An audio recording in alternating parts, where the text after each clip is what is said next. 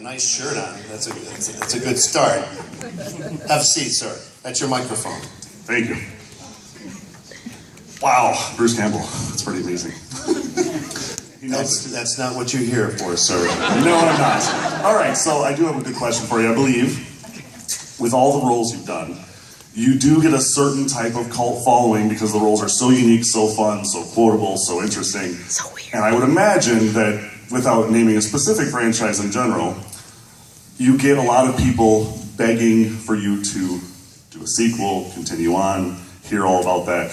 Are there any projects that you've done that you have not... Is this question going to end? It is going to end. Are there any projects that you've done that you wish that you could do more with, like The One That Got Away, something like that?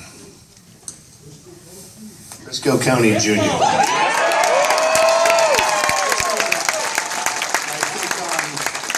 think The Adventures of Briscoe County Jr. would have been a show that would have been fun to go more than one season. Because I think you could have done a lot of fun things with it. Do you have any projects in that One That Got Away category that maybe are still floating around out there that are a possibility of doing anything with still? Well, there's Evil Dead the series. Now we have crabby middle-aged Ash coming back for more. He's like a Vietnam veteran. He doesn't really want to deal with it. He has a wooden hand that he lies about what happened to it. He goes to bars to pick up chicks at like 1:45 in the morning. Because then he knows at least he can maybe get something. And he tells ridiculous lies and stories about how he lost his hand. And then the dead begin to walk the earth again, and he has to be recruited back into saving the entire world. Yeah!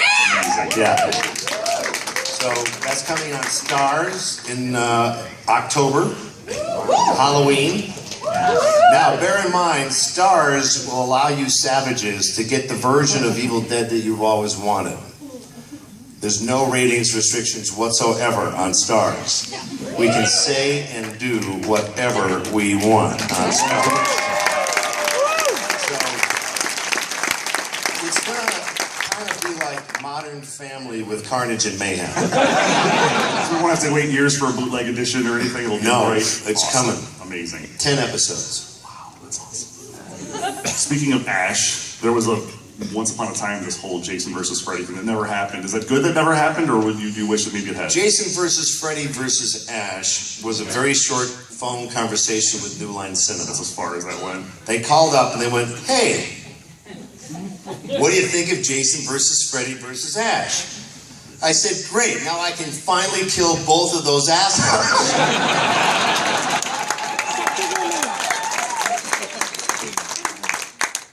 Hello?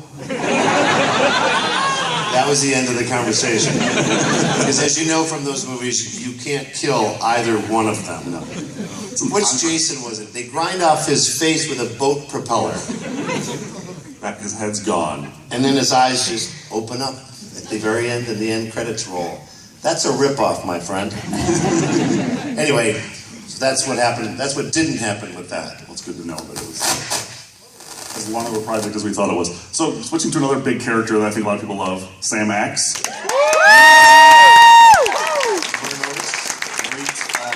character. This side movie that you did, which shouldn't have been a side movie, it should have been a focused, theatrical, awesome character. Is there any possibility that that could be a role that could be revisited someday? Never say never.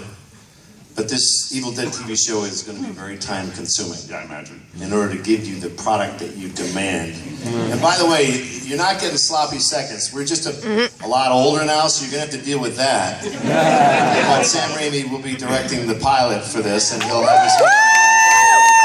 So it's important, I think, to tell people it's not a watered-down version of the show. It's the real deal. Assault. With Sam's original piece of shit 1975 Delta 88 is coming back. Oh my God, that's all right. I'm determined more than ever to destroy it personally. Was there the possibility of doing an Evil Dead 3? Obviously, it's now going to be a series.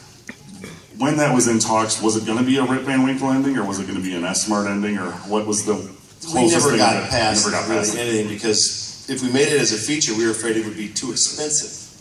And if it bombed, then the whole franchise is done. Right. With a TV show, if we play our cards right, you know, The Adventures of Ash can be the most fleshed out that he's ever been. The character of Ash has only had 6 hours of material, you know, to develop that character. Now we've got 10 new hours coming. He might actually have dialogue. You didn't necessarily always need dialogue. You're a great physical actor. Expressions, sound effects, noises, physical. You don't have to get off the stage. It's just $1.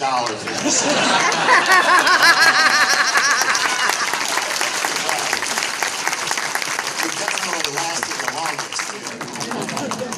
I'm gonna kick that down to your face. Hey, are you part of? Come here.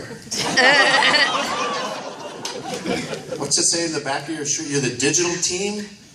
Oh, so you're supposed to do this. So I shouldn't have said that. So I'm sorry. Now fuck off.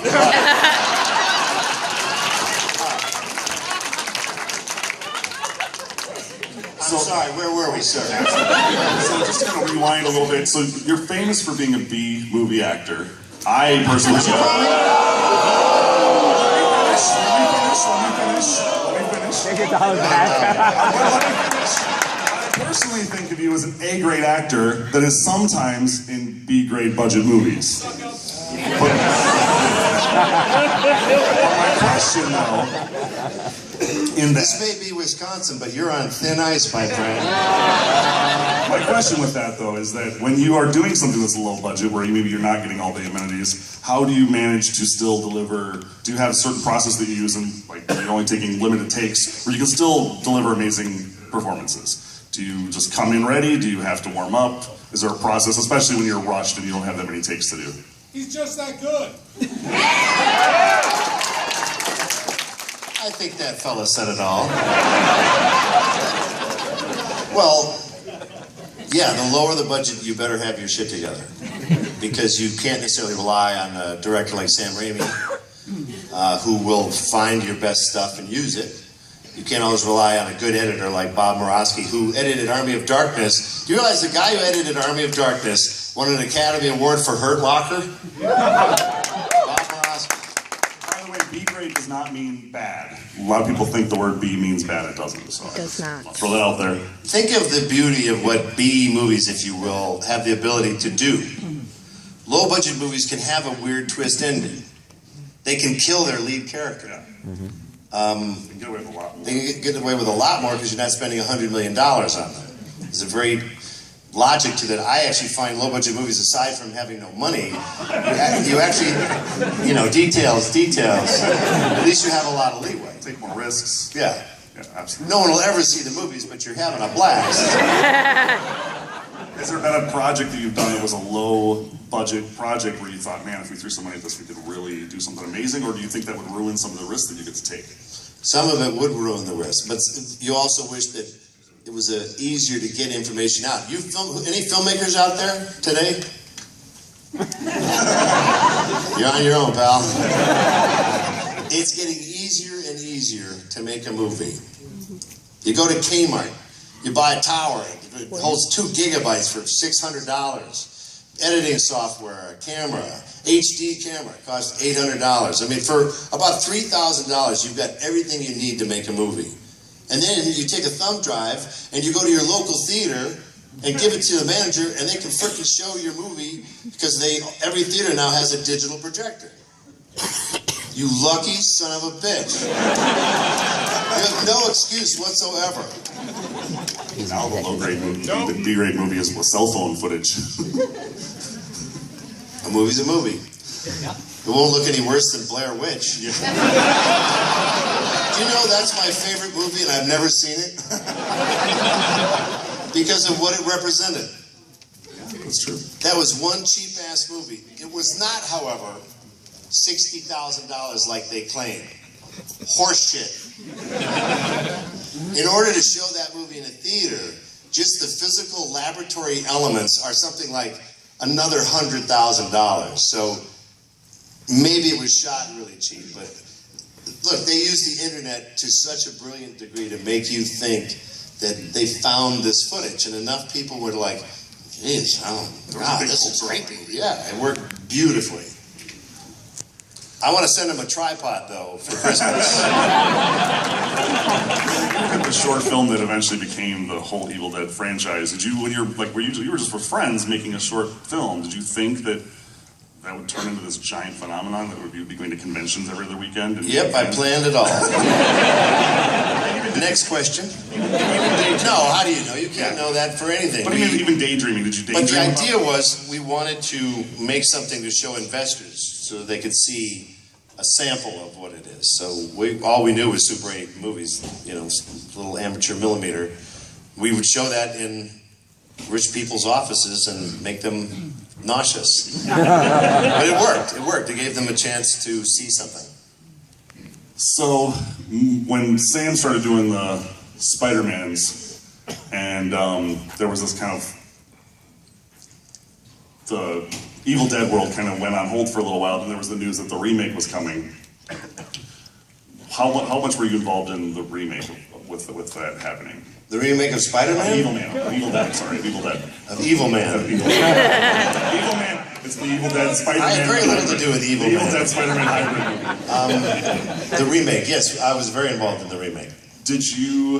How did you feel about the fans' reaction to it? Because, I mean, a lot of people had judged it before they even saw it because they were so... The fans were very annoyed. Yes, you were. It was horrible. You're full of shit. That was a good movie. We took the straight approach because the original Evil Dead, everyone goes, oh, it wasn't funny like the original Evil Dead. The original Evil Dead, watch it again. Yep. It's not funny. No. Is there bad dialogue being delivered by shitty actors? Yeah. That's what makes it funny. We can't bury Shelley. She's a friend of ours. I can't even say that line now with a straight face. So, it's Fede Alvarez's approach. He was handpicked by Sam Raimi. To do this, he decided to go serious. But I give him credit. In that movie, he wanted the special effects to look like they were old-fashioned. Like when you chick cuts her arm off with a carving knife. In the old days, you'd be waiting, out of frame with a blood tube, with the tube full of blood, waiting for that thing to bite into that tube, and you wouldn't know where it was going to go. That was the beauty of it. It was crazy and insane and almost dangerous. And so what Fede did in that movie is he just used digital. There's very little digital work in the movie, but what there is it was used to just remove all the tubes. So the blood is not digital at all. It still sprays all over the place. And that's how he decided to do it. But I actually think it's a very, if it wasn't called Evil Dead, then I think people would like it. Just as a straight horror movie. Give me that camera. Give me that. You're taping this. What's your name? Hi, Patty. How are you doing, Patty? You're annoying me so much, Patty. Oh, Patty, I'm getting dizzy. I'll just keep this up here. By the way, is there somebody home where you are? Do you know someone who's home right now? Your son got out of the hospital? Is he okay? No. I'm not going to mess with him then. Is there somebody else who's home? Do you have a friend? No, you call Heidi. And don't tell her anything. And what was your name again? Patty. And this is Heidi that we're calling. Now you have to help me out and be semi-quiet. Or this will get weird. You're Patty? Yes. We're calling Heidi. Are you doing Sam Kinison impression? What? No. What is weird? Put it on speaker. Thinks he's home. I hope to get you is too.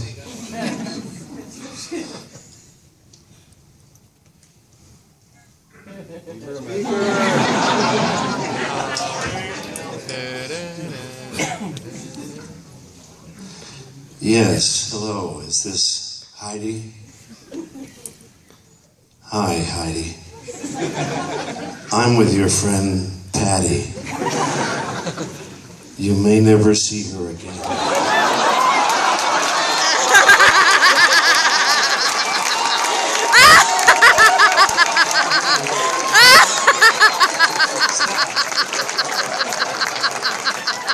Chances are she's going to call back. Because I think she's going to go, what the hell is that? And she's going to call to see if you're okay. And if she doesn't call back, she's a shitty friend.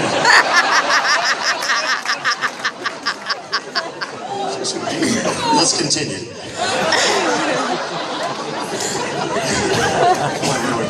Before you made your kidnapping phone call,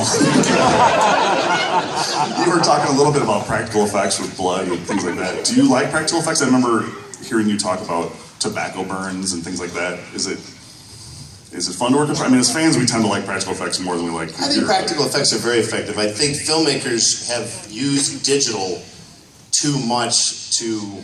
It's not, well, and look, I actually have no problem with it. Like, in my opinion, the movie Forrest Gump used digital effects really well by using it to tell the story. There are people in Racine, Wisconsin, who think that Sergeant Dan has no legs. They will. There's a sledneck out there somewhere who goes, man, that poor actor, he's such a good actor. I wish he had his legs back. Because that was used to tell the story. It wasn't used to create weird characters or, strange creatures. So I think it's digital effects are very handy if you're creating a time period too. Have I lost you? No, that's Yeah, crazy. okay. I got a little lost. So anyway, I think it's overdone. Your friend sucks. We're gonna have to revisit her in just a little bit.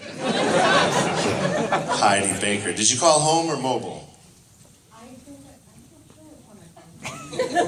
Go to call history. Her mother. What's her mother's name? What is it? Nancy? Is this Nancy? Hi, Nancy. How are you? I'm from the Mutual Insurance Omaha. Frankly, I've got a great opportunity for you. You interested in hearing my pitch? It's a real short one, and it's kind of sweet. I'm from Racine, Wisconsin. Oh, she hung up.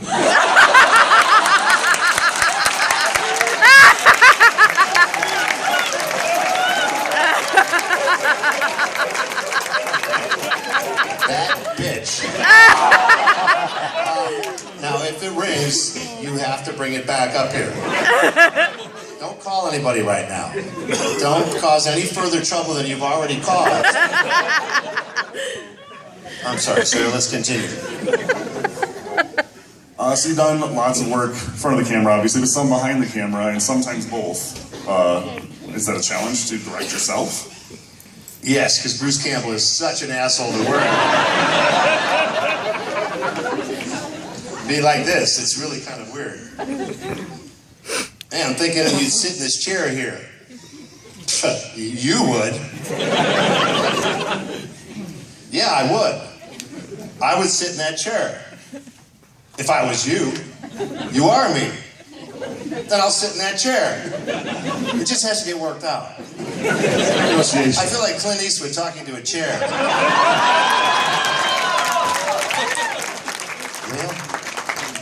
Well, I'm sorry I lost the election for you. Anyway, okay, let's continue. No Why'd he calls go to back? Ronald Reagan? Aw, no one cares about you at all.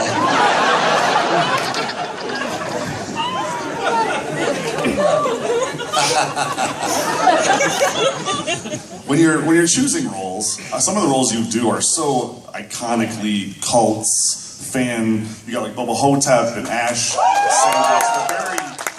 they're very, I mean, a lot of people, when I think of actors as a fan, I kind of tend to associate one or two kind of specific roles to them. You have so many. When you're looking at roles, are you looking for just a role that's fun, something that's challenging, or are you looking for something that's like an encapsulated character that kind of can hold that kind of iconic status? Yes. Because it works out that way a lot. No, you look for everything. You look for who's involved. Before, I didn't really think about who was involved, like directors and things like that, but if you have a director who has no experience, that could be a problem, because then you wind up self-directing a lot. I can do that, but it's not my preference. I'd like to have the guy who's running the show run the show. And when you show up, I'd like a director to have a complete plan of attack. Like Sam Raimi, it's all storyboards. He doesn't even have to block, he just knows where you are. You're here. My shot says that you're here. Screwing around. But that doesn't always bode well with some actors. Sam Raimi, when he directed The Quick and the Dead, had to hide the storyboards whenever Gene Hackman came onto the set. Because he'd go, what are these little pictures? What, is that me? Which one is me? Which one are these little pictures? These little cartoons? What is that? What is that? He hated it. He hated it. So, every situation is different. But Sam was able to deal with Gene Hackman, who is traditionally a very difficult actor to work with, great actor, but not easy on directors. First day of shooting, Quick and the Dead, Sam comes up. All right, Gene, figured you'd come out of here, of this door, and you'd tip your hat to the guy across the street, and you'd come on down over here, sit in this chair, and I got a line that's not scripted for you. I want you to lean in at one point and say, whisper, what are the odds on the kid? Because the kid's up doing his battle now. Gene Hackman goes, I'm not doing any of that. What do you do? What do you do? Do you piss yourself and run away? Fortunately, Sam's a very prepared director, so he basically explained everything that he wanted him to do and why. He said, well, Gene, this is where you live, so you got to come out this door. There's no other door to come out of. I wanted you to tip your hat because you're signaling the guy across the street to start the fight. You don't have to tip your hat. You can wink, nod, blink, point a finger. It doesn't matter to me, but you have to signal it. Gene goes, okay, I'll do that, but I'm not going to sit in the chair. Sam goes, you don't have to sit in the chair. But notice, you're the king of the city. Look at all the extras. They're all standing because they're the peasants. The peasants stand, the king sits. Gene goes, okay, I'll sit in the chair, but I'm not going to whisper what are the odds on the kid. Sam goes, you don't have to. But later in the movie, they're going to realize that that kid is your son, and they'll flash back and go, oh, he really did care about his son. So I went to visit Sam, and he popped in the tape of the dailies, and Gene Hackman comes out, tips his hat, sits in the chair, and whispers, what are the odds on the kid?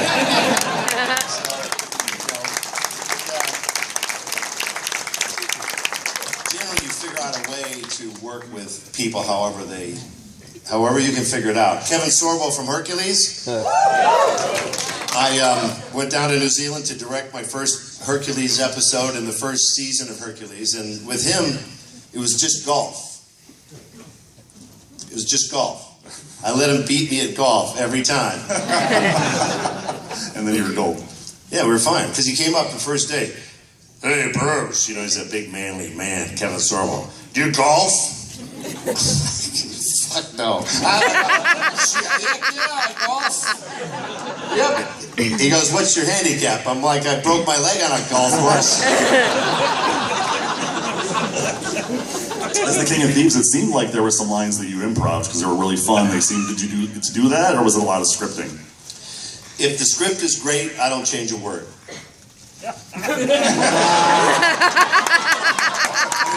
that simple. I just finished a movie called Highly Functional. I play a broken down country western singer. I'm in the broken down phase of my career now. Ex-Navy SEAL, former this.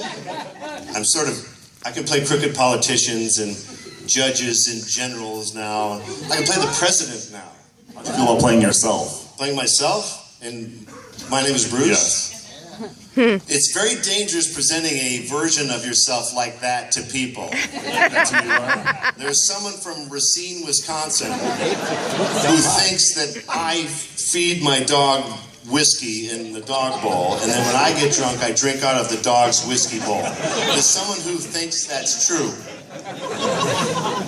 If you say that that character's Bruce Campbell, and it looks a lot like me. But I like fucking with people like that. The great character actor W.C. Fields, he wrote all of his own publicity releases. He made up so much crap about himself, nobody knows the real answer about where he was born, where he died, if he had money. He made up everything. Raised by wolves, you know, outside of Philadelphia. He just... I gotta learn from that guy. He had it right. He would have had a great Twitter account. Just he would have been firing so much bullshit every day. Have you had more trouble dealing with difficult colleagues, actors, or difficult fans? Fans, I have to say, 99% of you guys are fantastic. You really are. I mean that, sincerely. The thing I don't get, though, is you wait 2 hours in line, and here's what I get. Hey, how you doing? Oh, pretty good. Where are you from? Oh, here. What do you do? This is my favorite response. I work. Yeah, where do you work? At a company. Where? Around here. What's it called? It has a name. Okay, nice talking to you. You have a good one. That's what I don't get. If I waited 2 hours in line to meet my idol, William Shatner, I watched religiously in the original Star Trek, not this other horse shit that they've been peddling. The original Star Trek. You hear me, Bill? I would have something to say to Bill. I will say this in the defense of The Quiet Man. I am nervous as all fucking hell right now.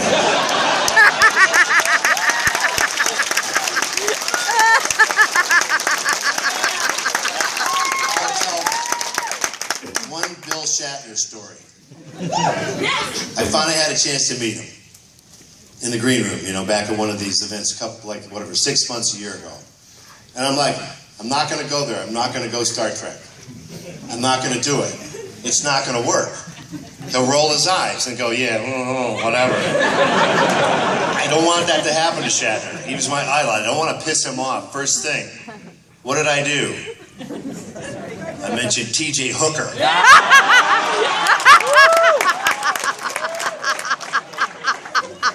It worked. Bill's eyes lit up. T.J. Hooker. I said, Bill, you know what I really was impressed on that show? You came screeching up to those crime scenes, and they would hold the shot and get out, and it was you. And he goes, the producers didn't want me to do that. Now he's getting all fiery in the eyes. I talked to the stunt guys.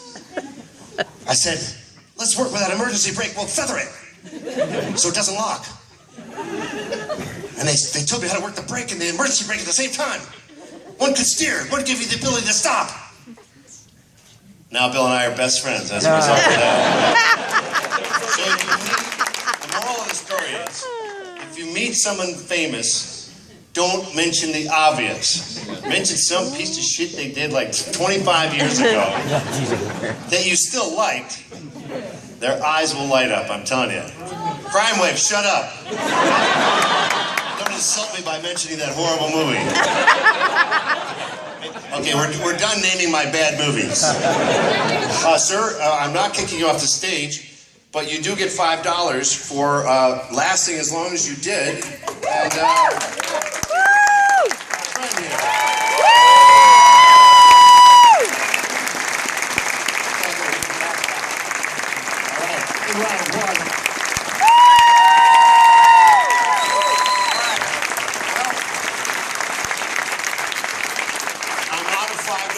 so I think it means that we're done. I want to thank you all for coming out. I know that you don't have to. And if you like a movie, support it. If you don't like a movie, don't go see the sequel. If you do, go see them all. Oh, she's sick and she's happy I got her mother. I pranked her mother. You got shitty friends. I don't want to hear about it. You guys have a great day. Thank you very much.